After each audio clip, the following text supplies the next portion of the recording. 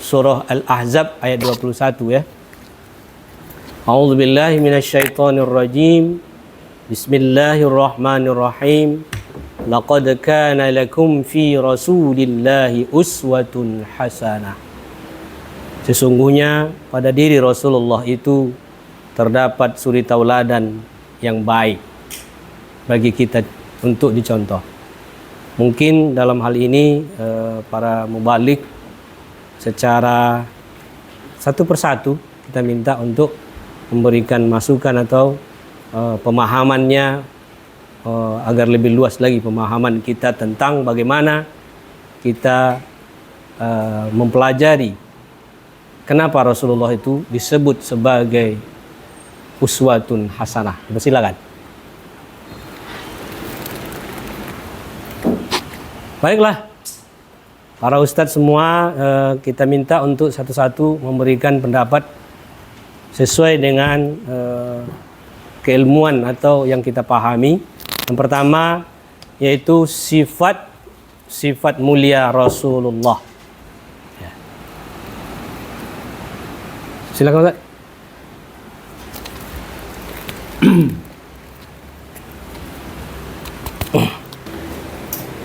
Baiklah, assalamualaikum warahmatullahi wabarakatuh. Waalaikumsalam warahmatullahi wabarakatuh.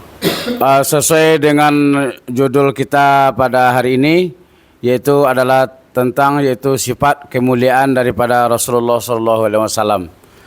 Jadi istilahnya yang saya pribadi bertanya kepada kita semua, yaitu tentang kemuliaan Rasulullah.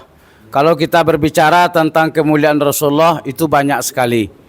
Jadi yang harus kita sampaikan sesuai dengan materi, apakah kemuliaan Rasulullah itu di bidang mana? Atau di bidang akhlak beliau, atau cara pakaian beliau, atau cara makan beliau di rumah tangga dan sebagainya.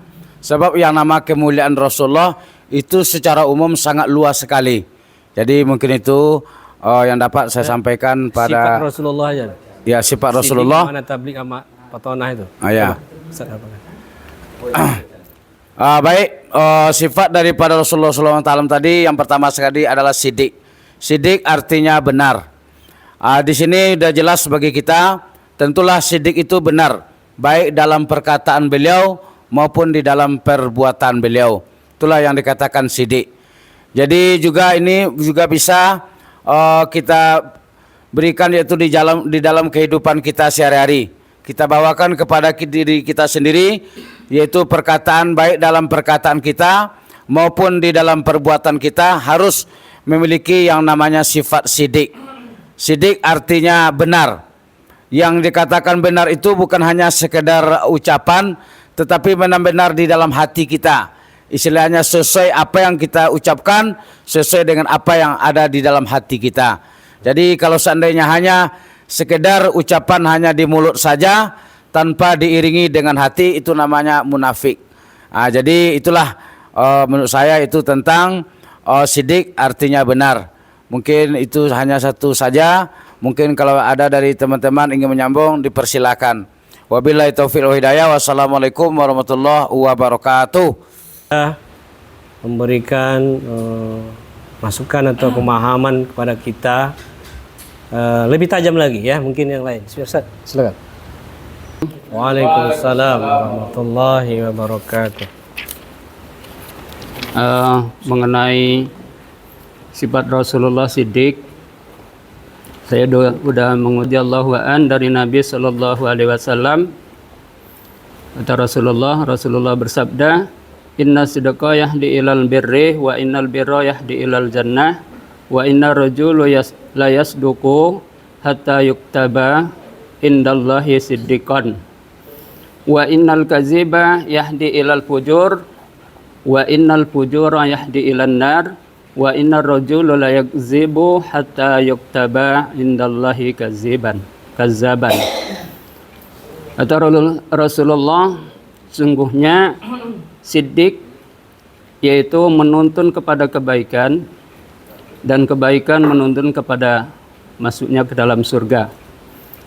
Dan seseorang yang siddiq hingga ditulis di sisi Allah siddiqan, orang-orang yang benar atau orang-orang yang jujur.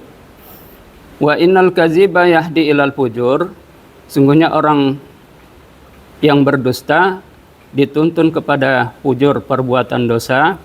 Wa innal fujura yahdi ilan nar, dan perbuatan dosa akan menunjukkan atau menuntun manusia kepada neraka. Wa innar rajul la yakzibu, sungguhnya orang-orang yang dusta hatta yuktaba indallahi kaziban, hingga ditulis di sisi Allah sebagai pendusta. Siddiq adalah merupakan sifat yang wajib bagi Rasul. Kalau sifat ini wajib buat kita, sesungguhnya kalau kita tidak siddiq, berarti kita juga berdosa. Jadi kalau Rasul nggak punya sifat siddiq atau keluar dari sifat siddiq, berarti Rasul berdosa. Demikian juga kita sebagai umatnya. Berarti sifat ini juga harus wajib buat kita. Dan saya sudah mengutip beberapa pengertian siddiq, yaitu persesuaian antara perkataan dengan perbuatan. Yang kedua, Rasulullah itu seluruh perbuatannya sesuai dengan syariat agama. Jadi Rasulullah itu adalah Al-Quran yang berjalan. Jadi Rasulullah itu adalah orang yang pertama sekali melaksanakan ajaran Al-Quran. Apabila kita ingin mencontoh sifat Rasulullah, maka kita jadikan Al-Quran sebagai pedoman hidup kita yang harus kita lakukan di dalam kehidupan kita sehari-hari. Itu saja yang dapat saya sampaikan untuk menambah wawasan kita. Terima kasih. Assalamualaikum warahmatullahi wabarakatuh. Hadisnya ya, memang agak panjang sedikit hadis itu, ya. Namun tentu kita akan lebih menguatkan penyampaian kita kepada contoh yang terjadi pada Rasulullah di waktu usianya 25 tahun dengan Siti Khadijah berdagang, ya. Bagaimana perdagangan Rasulullah sehingga laris, ya, Masya Allah, luar biasa dengan ya sifat kejujurannya, ya. Mungkin sangat jauh berbeda dengan yang dipraktekkan oleh kita atau orang luar, ya, dari Islam. Ketika Rasulullah mempraktekkan kejujuran itu, ternyata keuntungan yang didapatnya luar biasa. Pernah satu kali Rasulullah itu berjualan, berdagang, ya. Namun terlalu banyak pembelinya karena kejujuran Nabi itu. Lalu sehingga pedagang yang lain menjadi iri. Ya kan? Kenapa? Ya Rasulullah, besok kamu tidak boleh lagi berdagang, wahai Muhammad. Kamu boleh berdagang, tetapi yang kamu jual itu yang tidak ada kami jual. Rasul bingung memikir apa, kan gitu. Akhirnya Rasul mikir apa yang mau dijual yang tak ada dijual oleh pedagang itu. Pada akhirnya Rasul menjual payung. Dari pagi sampai jam 9 belum ada juga orang beli. Sampai jam 10 belum ada. Jam 11 mendekati zuhur, tibalah hujan lebat. Maka ketika hujan lebat turun, habislah payung Rasulullah diborong oleh pembeli. Ini adalah salah satu iya, berkahnya kejujuran. Mungkin dari Ustaz yang lain karena kita nih ramai. Yung, silakan Yung. Action. Nah, dari kita mempelajari tentang kisah-kisah Nabi Muhammad SAW, bahwa beliau ini merupakan uswatun hasanah.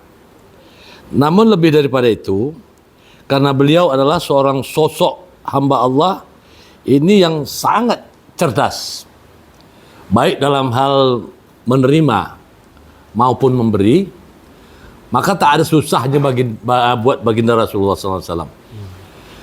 Nah, beliau lebih kurang 14 tahun melakukan reformasi akidah terhadap umat manusia kaum kafir Quraisy. Itu bukan sesuatu yang gampang.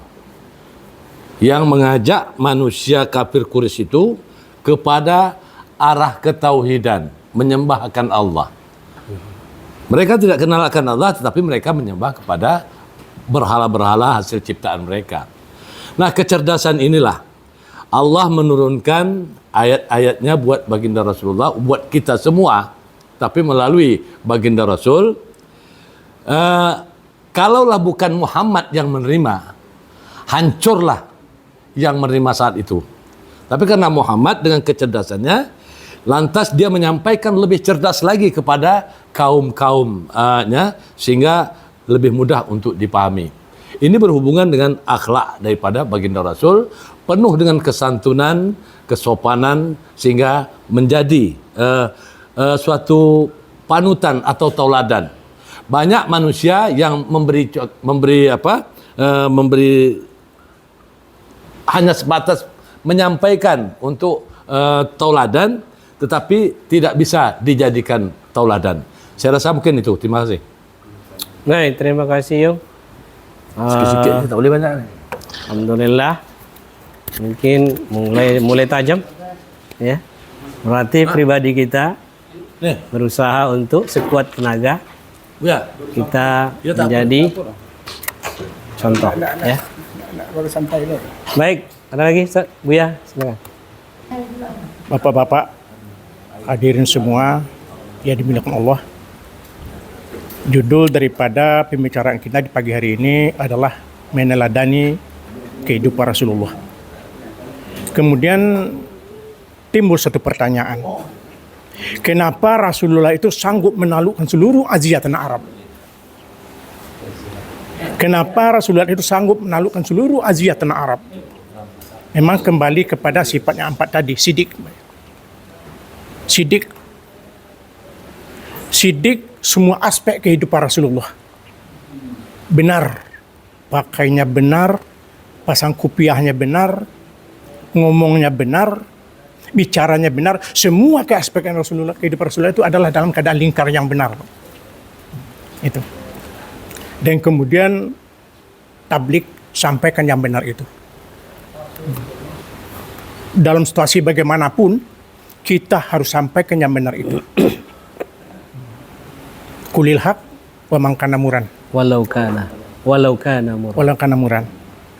Sampaikan yang benar itu sekalipun pahit dalam kehidupan kita. Nah, itu. Jadi kita berada di toko, sampaikan yang benar itu di toko. Kita berada di lokasi, sampaikan yang benar itu di lokasi. Kita berada di pasar, sampaikan yang benar itu di pasar. Cuma dengan seni, dengan cara bagaimana kita tidak tersinggung orang lain dengan menyampaikan kebenaran itu. Nah, sehingga pepatah Melayu mengatakan ibarat membunuh ular di benih, Pak. Ularnya mati, benihnya tidak rusak. Ibarat mencabut rambut di tepung. Rambut kita cabut dan tepung tidak tumpah. Itulah yang bijaksana dalam kehidupan kita. Jadi Rasulullah sifatnya adalah sidik, tabligh, amanah, pitonah, dan bijaksana penghasilannya. Maka dalam kehidupan kita, marilah kita bijaksana dalam menyampaikan yang benar. Sekalipun gurau. Terkadang-kadang kita melenceng kadang-kadang. Bahasa-bahasa gurau berdusta, berbohong. Jadi Rasulullah sekalipun dia bergurau tetap dalam keadaan benar dan tidak berbohong. Demikian saja. Assalamualaikum warahmatullahi wabarakatuh. Waalaikumsalam warahmatullahi wabarakatuh. Baik, wah, Buya mulai tajam, ya. Saya akan mempertajam supaya pisaunya kalau menyembelih kambing bisa putus uratnya cepat, sapi cepat, kan gitu ya. Jadi ya, Nabi Muhammad ini, dia kata Buya tadi adalah orang yang bijaksana, ya, menyampaikan tetapi tidak menyakitkan, ya. Contoh, satu kali pernah direnovasi kota Mekah ini sehingga Hajar Aswad itu terpindah, ya, sehingga semua suku yang berada di kota Mekah itu berebut untuk meletakkan kembali, ya, meletakkan kembali Hajar Aswad. Kata suku kabilah yang A, kami yang lebih berhak untuk meletakkan kembali Hajar Aswad itu. Kata kabilah yang lain, kamilah yang berhak. Kata kabilah yang lain. Akhirnya diambil kesimpulan, siapa yang datang ke masjid subuh ini duluan, dia akan kita jadikan sebagai hakim. Ya, istilahnya yang meletakkan, menentukan Hajar Aswad itu diletakkan kembali di tempat semula. Maka dilihat paginya, ternyata yang pertama adalah siapa? Rasulullah sallallahu alaihi wasallam. Apa yang dilakukan oleh Rasulullah? Maka dibentangkannya serban di 4 sisi, kemudian seluruh kabilah disuruh memegang satu sudut masing-masing satu orang. Kemudian setelah itu diangkat bersama-sama dan diletakkan kembali Hajar Aswad ke tempatnya semula, sehingga Bismillahirrahmanirrahim. Assalamualaikum warahmatullahi wabarakatuh. Waalaikumsalam. Sangat menarik pembahasan kita sekarang ini. Saya terngiang salah satu kitab, nama kitabnya Minhajut Thalibin. Pengarangnya Imam An-Nawawi, disyarahkan oleh Tuhfatul Muhtaj. Tuhfatul Muhtaj ini pengarangnya Imam Ibnu Hajar Al-Haythami.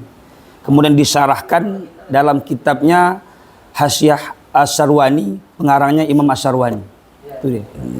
Dalam kitab tersebut dikatakan bahwasannya ada hari yang lebih mulia daripada Lailatul Qadar, yaitu malam Maulid Nabi atau hari Senin. Tentu orang bertanya, kenapa hari Senin itu adalah hari yang mulia? Karena itu adalah hari lahirnya Nabi besar Muhammad SAW. Dan orang bertanya, kenapa hari lahir Nabi Muhammad itu yang paling mulia? Bahkan lebih mulia daripada penciptaan seluruh semesta, rahmatan lil alamin. Bahkan ketika dalam kitabnya pengarang Imam Ibnu Katsir dalam kitabnya Bidayah wa Nihayah, ya, dikatakan bahwasannya ketika aku berdoa kepada Allah, kata Nabi Adam itu dia berdoa 450 tahun, diturunkan tepatnya di Hindia, tepatnya di kaki Himalaya, gunung Himalaya. Dia berdoa kepada Allah, tapi doanya tak dimakbulkan. Tapi ketika Nabi Adam pergi ke Mekah dan menyebutkan kalimat lafaz Allahumma sholli ala Muhammad wa ala ali Muhammad, doanya dimakbulkan. Bertanya Jibril kepada Nabi Adam, kenapa Adam engkau menyebutkan kalimat Muhammad? Ketika aku ditiupkan ruh kepada dadaku, aku melihat setiap tiang di arsy ada nama Allah bersanding dengan nama Muhammad sallallahu alaihi wasallam. Tentu kita bertanya, kenapa Muhammad ini spesial sekali? Itu dia. Kenapa Nabi Muhammad ini kok hebat sekali? Bahkan Nabi Muhammad ini disandingkan dengan nama Allah. Nabi Nuh, Nabi Adam itu tidak ada apa-apanya dibanding dengan Nabi Muhammad SAW. Maka saya yang paling menarik adalah ketika Rasulullah memberikan tarbiyah kepada para sahabat ini luar biasa. Ingat ketika Rasulullah Isra dan Mi'raj. Rasulullah Isra dan Mi'raj, ketika itu setelah Rasulullah Isra dan Mi'raj, Rasulullah duduk di samping Ka'bah. Kemudian datanglah Abu Jahal, datanglah Abu Jahal. Abu Jahal ketika itu bertanya kepada keponakannya. Itu dalam sejarah Abu Jahal bertanya kepada Rasulullah. Wahai keponakanku Muhammad, kenapa engkau macam orang bingung? Wahai pamanku, aku tadi malam diperjalankan oleh Allah dari Haram ke Maqdis, kemudian naik ke Sidratul Muntaha. Abu Jahal yang notabene adalah orang kafir mengatakan, ya Allah, ini ponakanku ini udah tak waras lagi, udah gila dan sebagainya. Kemudian Abu Jahal memberikan tempat di Bukit Jaudi. Dia umumkan di sana bahwasannya ini ada orang yang ngomongnya tak beres. Tapi dalam kalimatnya, dalam hal ini Nabi Muhammad ini dia ingin ngomong, silakan didengarkan. Dia tidak tahu bahwasannya ketika dia memberikan tempat kepada Nabi Muhammad ini, ternyata Nabi Muhammad ini memberikan dakwah yang besar. Ketika itu memang ada separuh yang beriman kepada Rasulullah, ada separuh yang tak beriman. Maka apa kata Abu Jahal? Wahai orang-orang di sini, wahai orang-orang jahiliyah di sini, wahai orang-orang Quraisy, kita bertanya kepada Abu Bakar. Kalau Abu Bakar dia yakin dengan ucapannya Nabi Muhammad ini, ucapan Muhammad ini, kita akan beriman. Tapi kalau dia tak yakin, maka dia tak beriman. Karena Abu Bakar belum dengar. Datang berbondong-bondong antara orang Islam dengan orang kafir tadi, berbondong-bondong ke tanahnya Abu Bakar. Dia bertanya, Abu Bakar, aku ingin tanya sama kau nih. Muhammad ngomong kalau tadi malam dia dari Masjidil Haram ke Masjidil Aqsa terus ke Sidratul Muntaha. Bagaimana menurut pendapat kau? Apa kata Abu Bakar? Wahai Abu Jahal, kalau yang ngomong ini adalah Muhammad, jangankan dia berpindah dari Baitul Maqdis ke Sidratul Muntaha. Dia ngomong saja batang kurma ini berwarna putih. Dia mengatakan batang kurma ini berwarna putih, maka aku salahkan mataku kalau batang kurma ini berwarna hijau. Aku salahkan mataku. Begitulah imannya sahabat bernama Abu Bakar tadi yang dia memperoleh gelar As-Siddiq tadi. Maka udahlah dia, Nabi Muhammad ini dia memiliki kepercayaan atau kejujuran yang tinggi, tapi yang paling membuat saya terkesan adalah bagaimana dia menanamkan keyakinan, kepercayaan dan kejujuran itu kepada para sahabat. Maka suatu hari Abdurrahman bin Auf pernah minta bagaimana caranya berjualan bisa bisa berkah, bisa banyak untung. Maka apa kata Rasulullah, wahai Abdurrahman bin Auf, tahu nggak caranya? Selain engkau jujur, barang baik engkau bilang baik, barang tak baik engkau bilang tak baik, maka setiap perniagaan yang kau perniagakan tersebut, maka sisakan atau lebihkanlah, karena yang kau harapkan di sana bukan hanya keuntungan tapi berkah dari Allah Subhanahu wa taala. Karena apa? Kalau seandainya engkau hanya mengharapkan dari keuntungan semata dari laba engkau ini, itu hanya untuk perutmu. Maka apa kata Imam Syafi'i? Kalau seandainya kita hanya hidup ini hanya untuk perut, maka harga diri kita seperti apa yang dikeluarkan oleh perut kita.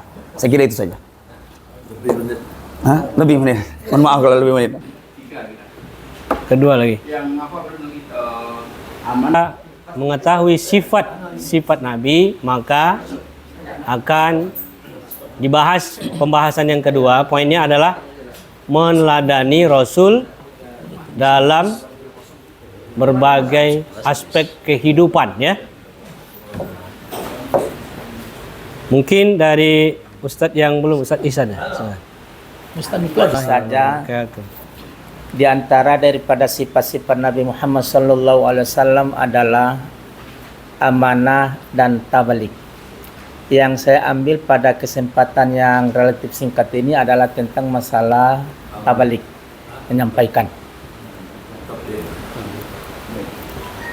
Rasulullah SAW adalah sebagai uswah, contoh tauladan bagi kita semua, yang harus kita menyikapi dan bertindak, berbuat, bertingkah laku seperti apa yang cara beliau Rasulullah SAW menyampaikan. Kalau saya perhatikan bahwa Rasulullah SAW itu bahwa pertama dia adalah tasdikul kolbi, artinya selalu hatinya benar. Soal masalah itu memang Allah Subhanahu wa taala yang mengetahui, tapi pancaran kepada zahiriyahnya, jasmaniahnya itu nampak. Az-zahiru yadullu alal batin. Zahir itu menunjukkan adalah batinnya. Kalau zahirnya bagus, biasanya batinnya pun bagus. Dan juga af'alul alkan, perbuatan Nabi, gerak-geriknya Nabi. Dan yang terakhir adalah iqrarul lisan, ucapannya. Jadi andai kata Nabi ini dua, af'alul arkan dengan iqrarul lisan, perbuatannya dengan perkataannya musawi la farqu bainahuma, sama, enggak ada beda. Yang dengan arti apa yang diucapkannya itu sesuai dengan perbuatan dia. Apa yang diperbuatnya itu sesuai dengan apa yang diucapkan dia. Insya Allah, andai kata ini diterapkan, dicontoh Rasulullah SAW dalam kehidupan kita sehari-hari, sesuai dengan perbuatan dan perkataan kita, sesuai dengan apa yang dikatakan dan apa yang kita perbuat, insya Allah kita bisa sebagai uswah, sebagai contoh. Ini menunjukkan bahwa hatinya adalah benar. Ini adalah sebagai contoh yang pertama. Yang kita khawatirkan ini kebalikan daripada hal yang seperti demikian. Itu makanya kita jangan heran ya, oh ya memang kalau Bapak itu bagus, ngomongannya lemah lembut, tapi itulah perbuatannya, katanya kan tak bagus. Dan sebaliknya ada terkadang kalau memang perbuatannya bagus Bapak tuh, tapi itulah ngomongnya nggak karu-karuan. Jadi masih pincang dengan apa yang diperbuat oleh Rasulullah Shallallahu Alaihi Wasallam.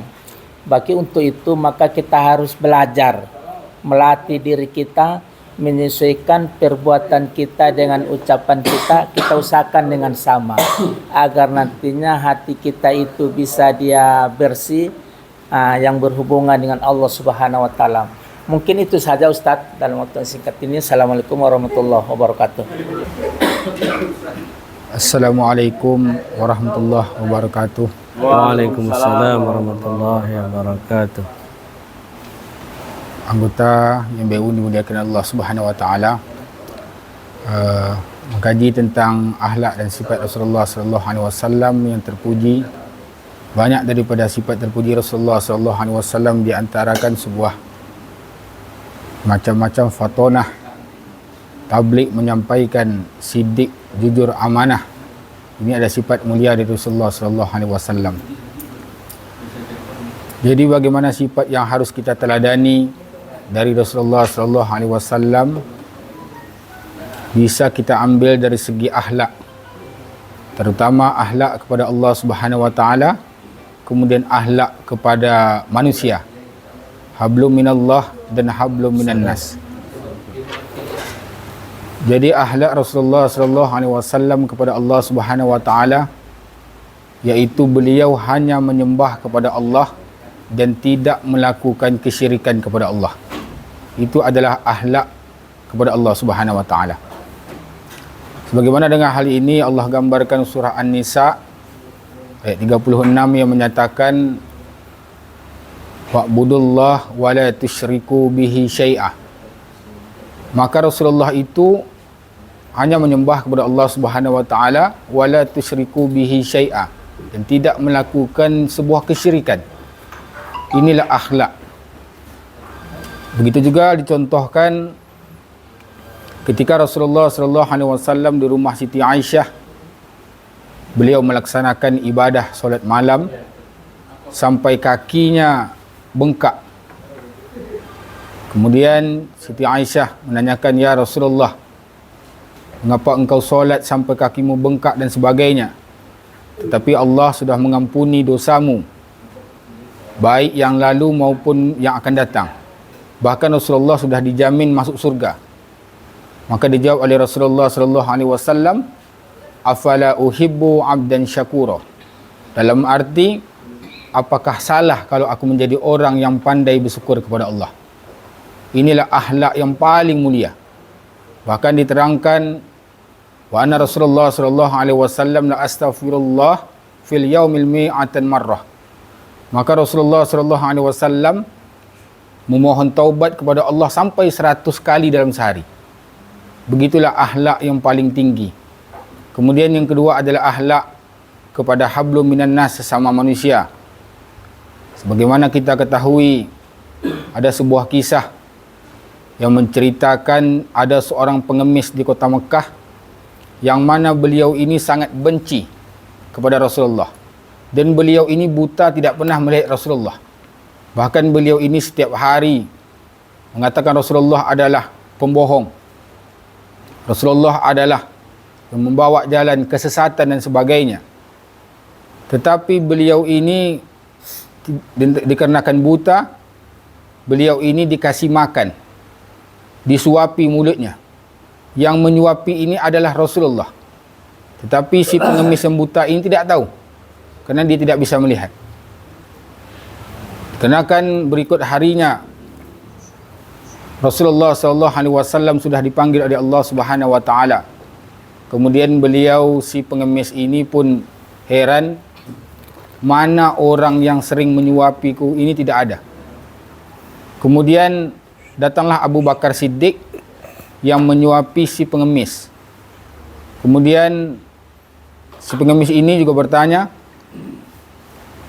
"Siapakah engkau?" "Aku adalah orang yang biasa menyuapimu."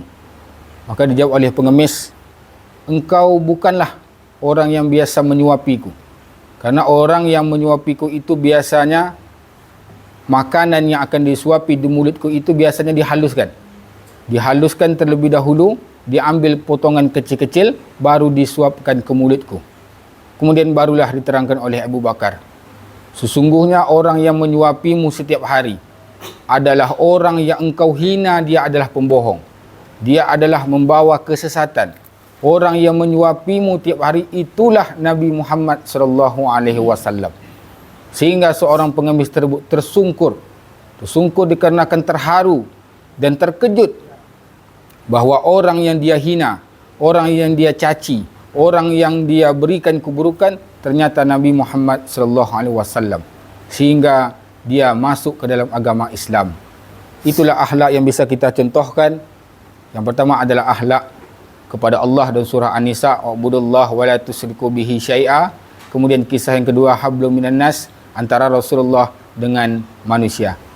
Sekian dapat saya sampaikan tentang akhlak Rasulullah sallallahu alaihi wasallam. Assalamualaikum warahmatullahi wabarakatuh. Bismillahirrahmanirrahim. Assalamualaikum warahmatullahi wabarakatuh.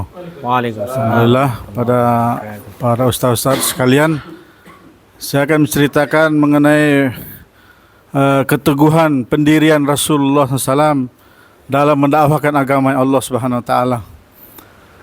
Rasulullah SAW ketika Allah Subhanahu Wa Taala perintahkan untuk dakwahkan agama dengan ayat Al-Quran, ya ayyuhal mudaththir qum fa'anzir wa rabbaka fakabbir.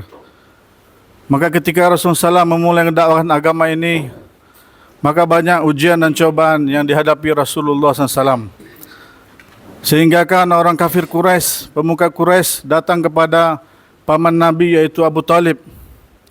Wahai Abu Talib, itu keponakan kamu, dia telah mencela, mencaci Tuhan kami. Tolong sampaikan pada keponakan engkau, jikalau dia ingin jadi raja di Jazirah Arab ini, kami angkat dia jadi raja di Jazirah Arab ini. Jika ingin wanita cantik, kami akan kumpulkan wanita-wanita cantik yang ada di tanah Arab ini dan kami berikan pada keponakan engkau tersebut. Dan jika dia ingin harta, maka kami akan kumpulkan harta yang ada di tanah Arab ini dan kami akan berikan kepada keponakan engkau tersebut. Maka Abu Talib telah menjumpai keponakannya itu Rasulullah SAW dan telah menyampaikan, wahai keponakanku, tadi pemuka Quraisy telah datang. Mereka mengatakan engkau telah mencaci Tuhan mereka. Jika engkau ingin mereka inginkan engkau berhentikan dakwah agama itu. Jika ingin engkau ingin harta, mereka akan kumpulkan harta yang ada di tanah Arab ini. Jika engkau ingin wanita, mereka akan kumpulkan wanita yang cantik akan diberikan kepada engkau. Dan jika engkau ingin dunia, mereka akan berikan. Maka Rasulullah SAW yang mulia, wahai paman, sampaikan pada pemuka Quraisy tersebut, jikalau mereka mampu, ini mustahil, tidak akan mampu orang pemuka Quraisy tersebut melaksanakan tersebut. Jikalau mereka mampu meletakkan bulan di tangan kananku dan matahari di tangan kiriku, aku tidak akan tinggalkan untuk dakwahkan agama ini atau aku mati dalam dakwah. Inilah pendirian teguh baginda Rasulullah SAW. Walaupun diuji dengan harta, wanita, tahta, Rasulullah SAW tidak goyah pendiriannya untuk dakwahkan agama Allah sampai dia rela mati untuk dakwahkan agama Allah sampai agama ini tersebar. Itu dulu yang bisa saya sampaikan. Mohon maaf. Assalamualaikum warahmatullahi wabarakatuh. Baik, alhamdulillahirabbil alamin. Kita ucapkan kepada Allah alhamdulillahirabbil alamin. Karena para ustadz pada pagi hari ini sudah membagi ilmunya, ya. Ternyata sangat luar biasa ilmu-ilmu yang kita miliki, luar biasa, ya. Sehingga yang tadinya belum sempurna, datanglah ustadz, ya, macam-macam memberikan penyempurnaan. Ternyata kita akan dapat kesimpulan dari pembahasan kita, yaitu Rasulullah sebagai uswatun hasanah. Yang pertama kita sampaikan terlebih dahulu adalah sifat mulia Nabi. Contohnya sidik, amanah, tablik, fatona. Itu yang dibahas pertama. Kemudian kita berikan contoh, ya. Bagaimana contohnya Nabi itu sidiknya? Bagaimana contoh Nabi itu amanahnya?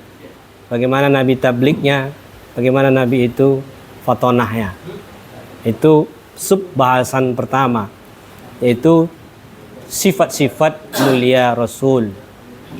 Kemudian poin yang kedua, pembahasan dari khutbah Jumat pada hari ini adalah meneladani Rasul dalam berbagai aspek kehidupan. Setelah kita tahu ternyata Nabi itu punya sifat yang mulia, maka bagaimana kita meyakinkan pendengar kita bahwa kita bisa mengikuti Nabi itu. Inilah tadi yang disampaikan oleh para ustadz, seperti Rasul itu, seperti Ustaz Rahmat tadi, tajam sekali, luar biasa akidah, akhlak kita kepada Allah, itu yang pertama.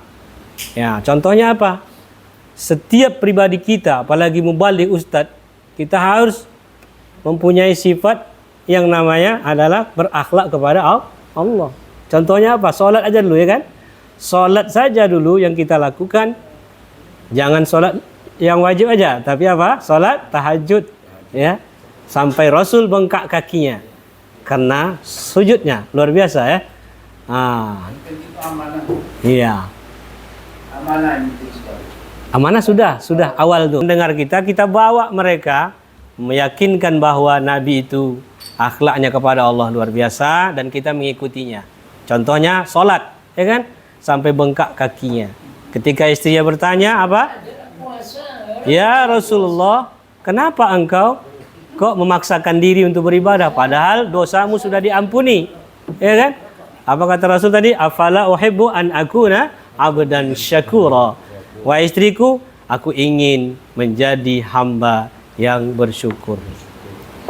Sekarang banyak juga kaki orang bengkak, tapi bukan karena tahajud. Mungkin karena asam urat, kaki gajah, segala macam kan. Maka berusahalah kita, ya, untuk sholat itu sampai bengkak kaki kita, ya. Yang disampaikan oleh ustaz-ustaz tadi, saya bisa mengutipnya adalah bahwa Rasulullah itu istighfarnya tidak kurang dari 100 kali satu hari. Kita berapa? Ya kan? Maka semakin hari semakin banyak istighfar kita seharusnya, karena Nabi itu adalah apa? Ya, banyak istighfar. Menurut hadis yang lain, Nabi itu istighfarnya 70 kali, saya. Menurut hadis yang lain ada yang mengatakan beliau itu 100 kali. Ini sangat mulia nih, ya. Surah An-Nisa tadi sudah disampaikan Ustaz nih, wa'budullaha wa la tusyriku bihi syai'a, ya. Itu akhlak kepada Allah. Akhlak kepada manusia luar biasa banyak, ya. Mungkin sesuai dengan waktu yang disediakanlah khutbah Jumat itu, singkat kita bisa menyampaikannya sampai kepada contoh-contoh mentauladani akhlak Rasulullah, ya. Saya kira cukup demikian, dan ucapan terima kasih kepada ustadz-ustadz semua yang sudah menyampaikan materi kita yang sangat luar biasa. Pada bulan ini adalah bulan kelahiran Nabi kita, Nabi Muhammad sallallahu alaihi wasallam. Mudah-mudahan kita mendapatkan syafaatnya karena mengkaji satu judul yang luar biasa, yaitu kemuliaan Nabi, dan orang yang menyampaikan dan mengamalkan akan dimuliakan oleh Nabi. Amin ya rabbal alamin. Saya mohon maaf atas segala kekurangan dan terima kasih atas semua perhatiannya. Billahi taufiq wal hidayah. Assalamualaikum